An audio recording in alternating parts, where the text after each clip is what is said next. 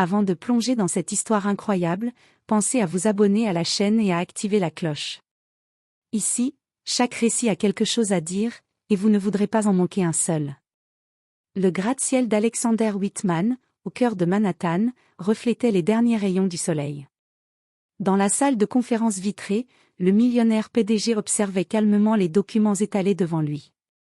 Chaque détail comptait, ce contrat de plusieurs millions de dollars pouvait sceller un partenariat stratégique qui renforcerait son empire financier. Autour de la table, les investisseurs attendaient, leur regard oscillant entre curiosité et impatience. Alexander, vêtu d'un costume sur mesure gris anthracite, ajusta sa cravate, la posture parfaite, le charisme imposant. Il était habitué à contrôler chaque situation, ou du moins le croyait-il. C'est alors qu'Ethan Carter, un jeune employé du département juridique, entra avec les documents finalisés. Ethan, discret et méthodique, n'était jamais au centre de l'attention. Pourtant, en parcourant les contrats une dernière fois, il remarqua une clause ambiguë qui pouvait compromettre l'accord. D'un ton mesuré, presque hésitant, il fit remarquer l'erreur. « Monsieur Whitman, je crois que cette clause pourrait poser problème. Si nous la signons telle quelle, cela pourrait nous coûter. » Alexander fronça les sourcils, surpris qu'un simple employé ose interrompre la réunion. « Ethan, est-ce que tu veux vraiment embarrasser tout le monde avec une telle insignifiance ?» dit-il, sa voix glaciale et cinglante, résonnant dans la salle. Les investisseurs échangèrent des regards mal à l'aise. L'humiliation fut immédiate. Alexander se leva, désignant Ethan d'un geste sec. « Tu ne comprends rien aux affaires. Je n'ai jamais vu un incompétent pareil. Comment oses-tu contredire quelqu'un qui a bâti un empire ?» Ethan sentit le rouge lui monter aux joues. Il baissa les yeux, mais une flamme brûlait au fond de son regard. Ce n'était pas de la colère, mais une résolution silencieuse, il ne resterait pas humilié impuissant. Personne ne savait encore que ce jeune employé, discret et méprisé à cet instant, possédait des compétences et des ressources qui allaient transformer cette humiliation en une revanche spectaculaire, imprévisible et inoubliable. Après la réunion, la salle de conférence se vida rapidement. Alexander Whitman resta un moment seul, satisfait d'avoir réaffirmé son autorité devant les investisseurs. Il ignorait qu'Ethan, le jeune employé humilié, se dirigeait vers le petit bureau du département juridique, le cœur battant mais l'esprit clair. Assis à son ordinateur, Ethan relut le contrat une dernière fois. L'erreur qu'il avait pointée était réelle, et il savait que si elle était exploitée correctement, elle pouvait renverser la situation. Mais il n'était pas question de trahir l'entreprise, sa revanche ne serait pas destructrice, elle serait intelligente et spectaculaire, un coup qui montrerait à Alexander que l'arrogance et l'humiliation ne restaient jamais impunies. Pendant les jours suivants, Ethan travailla en silence, collectant des informations que personne ne soupçonnait. Il découvrit des failles dans les négociations, des omissions dans les documents financiers et des partenaires qui avaient été mal informés. Chaque détail était une pièce du puzzle. Dans le même temps, Alexander reprenait sa routine quotidienne, inconscient que sa propre rigidité et son mépris venaient de semer une graine de revanche. Il continuait à briller en public, mais la première fissure dans son empire venait de se former, et Ethan, discret mais déterminé, était prêt à la transformer en un tremblement de terre. Ce chapitre marque le début d'un duel silencieux, l'arrogance contre la prudence, l'humiliation contre l'intelligence, et la promesse que le plus faible en apparence pouvait devenir le maître du jeu. Ethan savait que la patience serait son allié. Chaque détail devait être parfait. Ce n'était pas seulement une question de revanche, c'était une démonstration que l'arrogance ne pouvait pas masquer l'incompétence. Il commença par renforcer sa position dans l'ombre. Il passa des heures à analyser les contrats passés d'Alexander, à comprendre le fonctionnement des partenaires financiers, et à repérer les failles dans les négociations récentes. Il prit aussi contact discrètement avec certains associés externes, soulignant subtilement les risques que le millionnaire ne voyait pas. Pendant ce temps, Alexander, sûr de lui, prépara une nouvelle série de réunions. Il restait convaincu qu'Ethan n'était qu'un employé insignifiant, un grain de poussière dans son empire. Il ne se doutait pas que ses propres documents, ses propres contrats, étaient en train d'être réexaminés par l'œil attentif de celui qui l'avait humilié. Un soir, alors qu'Ethan travaillait tard, il reçut un appel discret d'un partenaire de confiance qu'il avait contacté quelques jours plus tôt. Une erreur passée, négligée par Alexander, venait d'être confirmée. Un détail dans l'accord précédent pouvait coûter des millions à l'entreprise si personne ne rectifiait à temps. Ethan sourit, mais il resta calme. Il ne révélerait rien pour l'instant. Sa stratégie était subtile, faire que la vérité éclate au moment le plus embarrassant, au cœur d'une réunion décisive. Chaque action serait calculée pour que la revanche ne soit pas seulement efficace, mais spectaculaire et publique. Dans l'ombre, le jeune employé silencieux se préparait à montrer au monde entier que l'intelligence pouvait triompher de l'arrogance, et que personne, pas même un millionnaire respecté, n'était à l'abri de sa propre vanité. Les semaines passèrent, et Ethan continua à travailler dans l'ombre, méthodique et discret. Il savait que la clé de sa revanche résidait dans le timing parfait. Il ne s'agissait pas simplement de montrer à Alexander qu'il avait eu tort, mais de le faire de manière à ce que l'humiliation soit totale, publique et inoubliable. Un vendredi matin, une nouvelle réunion cruciale fut programmée avec des investisseurs internationaux. Alexander entra dans la salle avec son habituel air confiant, ajustant sa cravate comme pour affirmer sa suprématie. Il ne se doutait pas qu'Ethan avait subtilement préparé chaque document qui serait présenté ce jour-là. Ethan avait créé une version du contrat truffée de subtilités juridiques, des détails qui semblaient anodins mais qui, en les analysant rapidement, pouvaient exposer des incohérences majeures. Chaque chiffre avait été vérifié, chaque clause étudiée, chaque erreur intentionnellement mise en lumière au bon moment. Pendant la réunion, Alexander lança la présentation avec son aplomb habituel, exposant le contrat comme s'il détenait la vérité absolue. Les investisseurs hochèrent la tête, impressionnés par son assurance. Puis vint le moment où Ethan, d'un geste discret, présenta une analyse complémentaire. « Messieurs, j'aimerais attirer votre attention sur un point crucial que le contrat ne reflète pas correctement. » Commença Ethan, sa voix calme et posée. Les yeux des investisseurs se tournèrent vers lui, intrigués. Alexander fronça les sourcils, irrité par cette interruption. Mais à mesure qu'Ethan exposait les détails et expliquait les incohérences, le visage du millionnaire changea. Les investisseurs échangèrent des regards surpris, certains prenant immédiatement des notes, d'autres murmurant entre eux. Alexander sentit la panique monter. Il tenta d'intervenir, de reprendre le contrôle, mais chaque tentative le rendait plus confus. Ethan, avec une maîtrise totale de la situation, guidait la réunion, révélant les failles et les erreurs de manière impeccable, sans jamais élever la voix. Ce jour-là, pour la première fois, Alexander Whitman comprit que l'arrogance pouvait être retournée contre lui, et que l'employé qui l'avait humilié n'était pas seulement compétent, il était redoutable. La réunion venait de se terminer, et Alexander Whitman était en état de choc. Il avait essayé de reprendre le contrôle, mais Ethan avait habilement manipulé chaque détail pour que les investisseurs voient clairement les failles de son contrat. Certains murmuraient déjà qu'ils souhaitaient revoir leur engagement, et Alexander sentait son autorité vaciller devant ses propres partenaires. Dans son bureau, Alexander s'assit lourdement, les mains crispées sur le cuir de son fauteuil. Jamais, dans toute sa carrière, il n'avait été confronté à un revers aussi humiliant. Son visage, habituellement impassible, trahissait maintenant l'inquiétude et la colère. Pendant ce temps, Ethan travaillait calmement à son bureau. Il avait anticipé chaque réaction possible et savait exactement comment rester invisible tout en contrôlant la situation. Pour lui, ce n'était pas encore la victoire finale, c'était seulement le moment où le doute s'installait dans l'esprit du puissant millionnaire. Le lendemain, des courriels d'investisseurs arrivèrent à Alexander, tous demandant des explications détaillées sur les incohérences qu'Ethan avait exposées. Alexander, furieux, consulta son équipe juridique, mais il réalisa rapidement qu'il avait sous-estimé l'employé qu'il avait humilié. Chaque document, chaque analyse, chaque détail pointé par Ethan était correct. Alexander comprit alors que sa position dominante n'était plus assurée. Pour la première fois, il devait reconnaître qu'un jeune employé, jusqu'ici invisible et méprisé, avait plus de compétences et de vision stratégique que lui sur ce dossier précis. Cette humiliation, bien que privée à ce moment-là, allait se propager comme un feu silencieux. Et Ethan, calme et méthodique, savait exactement quand et comment frapper pour transformer cette première victoire en une revanche publique et spectaculaire. Le duel était lancé, l'arrogance contre l'intelligence, et le jeune employé était désormais prêt à montrer à tout le monde qu'on ne ridiculise pas impunément quelqu'un qui sait observer, calculer et attendre le moment parfait.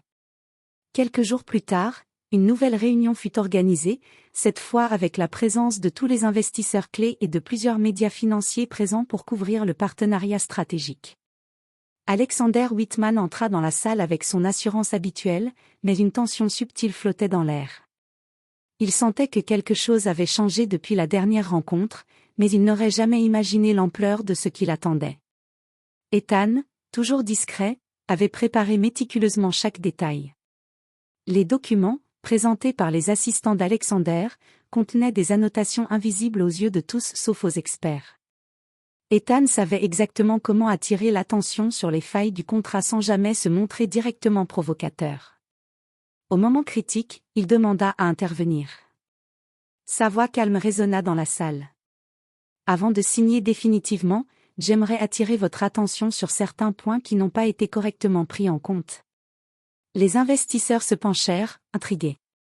Alexander, irrité, tenta de l'interrompre, mais Ethan continua, expliquant avec clarté et précision les erreurs et les omissions que personne n'avait remarquées, révélant des incohérences qui, si elles n'étaient pas corrigées, pouvaient coûter des millions à l'entreprise. Les médias présents prirent des notes fébriles. Certains murmuraient entre eux, surpris par l'audace de cet employé invisible. Les investisseurs échangèrent des regards inquiets. Alexander, impuissant, voyait sa réputation vaciller sous leurs yeux. Sa tentative de minimiser les erreurs échoua lamentablement, et pour la première fois, il fut publiquement remis en question.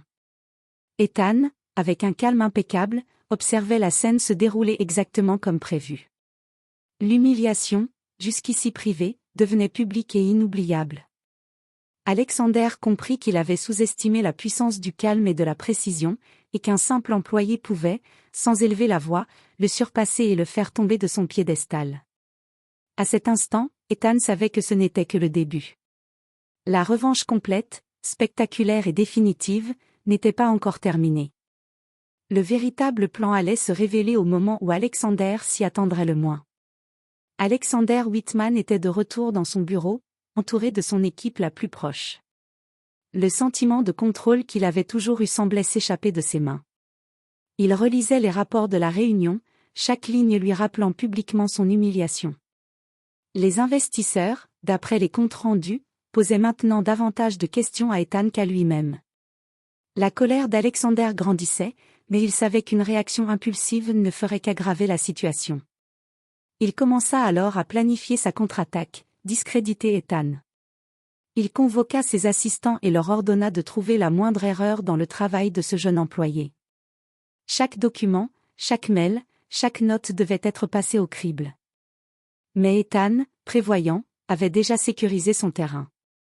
Il avait sauvegardé toutes ses analyses et ses calculs, et s'assurait que chaque action qu'Alexander entreprendrait pour le discréditer serait soit infructueuse, soit se retournerait contre lui.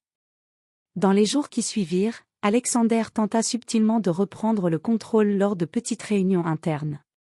Mais Ethan anticipait chacun de ses mouvements, apportant des preuves irréfutables et des arguments si précis qu'Alexander paraissait nerveux, hésitant, presque vulnérable.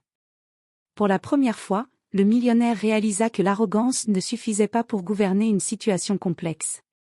Chaque tentative de riposte ne faisait que renforcer l'image d'Ethan aux yeux de tous. L'employé qui l'avait humilié avait transformé la salle de réunion en son terrain de jeu stratégique, et Alexander commençait à comprendre qu'il n'avait jamais été préparé à affronter quelqu'un d'aussi méthodique et calculateur. Le contraste était cruel, le PDG riche et sûr de lui semblait fragile, tandis qu'Ethan, humble et discret, apparaissait comme le véritable maître du jeu. Le moment de la revanche finale se rapprochait, et Alexander était encore loin de deviner à quel point elle serait spectaculaire. Ethan savait que la véritable revanche devait être imparable et publique. Après des semaines de préparation minutieuse, il avait planifié un événement qui ferait vaciller Alexander devant tous ceux qui comptaient pour lui, investisseurs, partenaires et médias. Tout commença avec une réunion cruciale, annoncée comme un simple point d'étape sur le partenariat stratégique. Alexander arriva, sûr de lui, vêtu de son costume impeccable, s'attendant à briller comme toujours. Il ne savait pas qu'Ethan avait préparé chaque document, chaque présentation, chaque chiffre pour transformer cette réunion en un spectacle où sa propre arrogance serait exposée. Lorsque la réunion débuta, Ethan prit calmement la parole. Avant que nous signions définitivement, j'aimerais attirer votre attention sur certaines incohérences dans le contrat que nous venons de recevoir. À chaque phrase, chaque chiffre mis en évidence, Alexander sentit l'air se refroidir autour de lui. Les investisseurs prirent des notes, échangèrent des regards étonnés et, pour la première fois, osèrent poser des questions directement à Alexander sur des points qu'Ethan venait de révéler. Les médias présents, alertés par la tension palpable, commencèrent à filmer discrètement. Alexander, rouge de colère et d'embarras, tenta de reprendre la parole, mais Ethan anticipait chacune de ces interruptions avec des preuves irréfutables. Puis vint le moment clé, Ethan présenta un document complémentaire, démontrant que certaines décisions stratégiques prises par Alexander avaient, en réalité, mis en danger le partenariat et l'image de l'entreprise. Les murmures se transformèrent en chuchotements plus insistants. Les investisseurs, surpris, se tournèrent vers Alexander pour des explications. Le PDG, impuissant, voyait sa réputation vaciller sous ses yeux. Ses tentatives pour minimiser les erreurs ou rejeter la faute échouaient lamentablement. Pour la première fois, il comprit que l'employé qui l'avait humilié avait non seulement anticipé chaque mouvement, mais avait orchestré un plan parfaitement calculé pour le faire tomber de son piédestal. Ethan, calme et méthodique, observait le chaos se dérouler exactement comme prévu. Sa revanche n'était pas seulement personnelle, elle était une leçon publique, un rappel brutal que la compétence et la patience peuvent triompher de l'arrogance et de l'humiliation. Ce jour-là, Alexander Whitman comprit qu'il n'était plus le maître incontesté. L'employé qu'il avait ridiculisé venait de transformer une simple réunion en un triomphe spectaculaire et inoubliable. Après la réunion spectaculaire, Alexander Whitman était en état de choc. Les images et vidéos prises par les médias commençaient déjà à circuler sur les réseaux financiers, et le monde entier voyait désormais l'humiliation publique du millionnaire. Chaque investisseur recevait des messages détaillant les erreurs et incohérences qu'Ethan avait révélées. Alexander sentit son pouvoir s'effriter, son image de PDG infaillible vaciller. Déterminé à reprendre le contrôle, Alexander tenta de discréditer Ethan en interne. Il convoqua ses cadres et exigea des preuves de la compétence de l'employé. Mais Ethan avait anticipé chaque attaque. Tous ses dossiers étaient impeccables, chaque calcul vérifiable, chaque argument soutenu par des faits irréfutables. Chaque tentative d'Alexander de le faire passer pour incompétent se retournait contre lui. Pour la première fois, le millionnaire réalisa qu'il n'avait jamais affronté un adversaire de cette envergure, quelqu'un qui pouvait rester invisible, patient et méthodique, tout en préparant une revanche qui allait bien au-delà d'une simple correction de contrat. Dans les jours qui suivirent, Alexander tenta plusieurs fois de regagner sa crédibilité auprès des investisseurs, mais Ethan restait toujours un pas devant lui. Les partenaires, impressionnés par la précision et le professionnalisme d'Ethan, commençaient à remettre en question le leadership d'Alexander.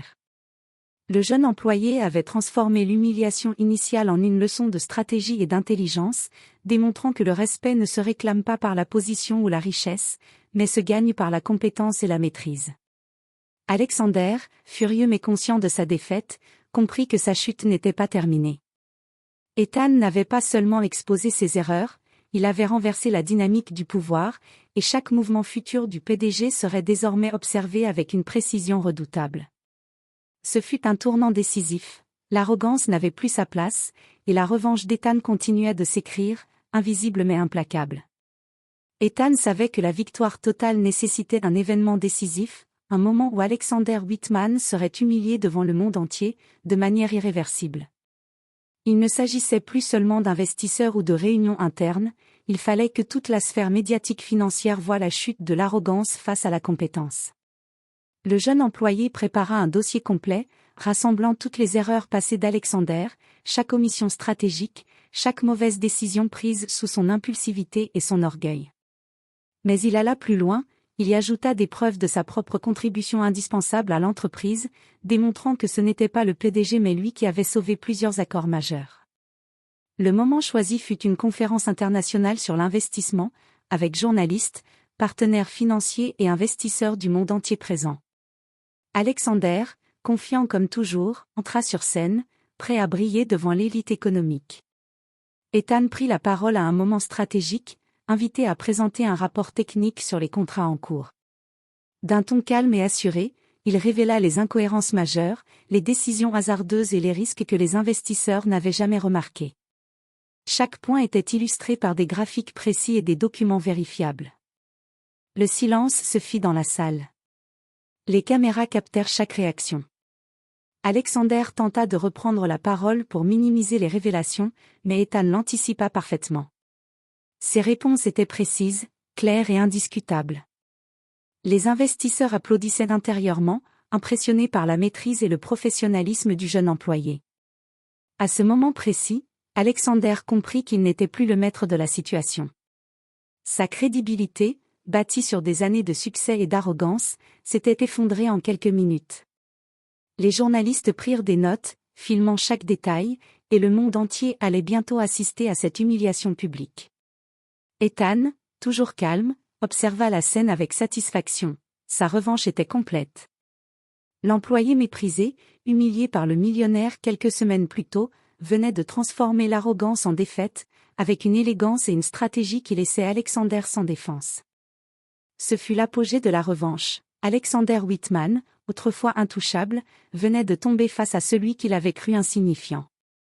Les semaines qui suivirent la conférence furent marquées par une transformation totale de l'entreprise et de son environnement. Alexander Whitman, autrefois maître incontesté, était désormais confronté aux conséquences de son arrogance. Les investisseurs et partenaires avaient pris conscience de l'importance d'Ethan et de sa vision stratégique. Alexander, dans un rare moment d'humilité, convoqua Ethan dans son bureau. Il s'assit face à lui, silencieux quelques instants, mesurant l'ampleur de la leçon qu'il venait de recevoir. « Ethan, je dois admettre, j'ai sous-estimé ton talent et ta patience. Ce que tu as fait, c'était impressionnant. » Sa voix trahissait une sincérité inhabituelle. Ethan, calme mais ferme, répondit, « Monsieur Whitman, ce n'était pas une question de revanche personnelle. Il s'agissait de montrer que les erreurs, même pour les plus puissants, peuvent avoir des conséquences. Le respect ne se gagne pas par la position ou la richesse, mais par la compétence, l'humilité et la préparation. » Alexander acquiesça lentement, comprenant enfin la profondeur de cette leçon. Il réalisa que sa chute avait été nécessaire pour redéfinir son leadership et qu'Ethan n'avait pas seulement remporté sa revanche, il avait aussi élevé le niveau de l'entreprise et de ses partenaires. Peu à peu, le respect pour Ethan se répandit dans toute l'entreprise et au-delà. Il devint un exemple vivant que le talent et l'intelligence, combinés à la patience et à la stratégie, pouvaient renverser les situations les plus déséquilibrées. Alexander, quant à lui, apprit à tempérer son arrogance et à reconnaître la valeur de ceux qu'il avait autrefois ignorés ou humiliés. La leçon était claire et mémorable, la véritable puissance ne réside pas dans la richesse ou le titre, mais dans la compétence, la préparation et la capacité à agir avec intelligence et discrétion. Ainsi se termina l'histoire de l'humiliation et de la revanche spectaculaire. Un employé méprisé devint le héros silencieux, et un millionnaire arrogant apprit, à ses dépens, que l'arrogance sans vision peut toujours être surpassée par le calme et la stratégie.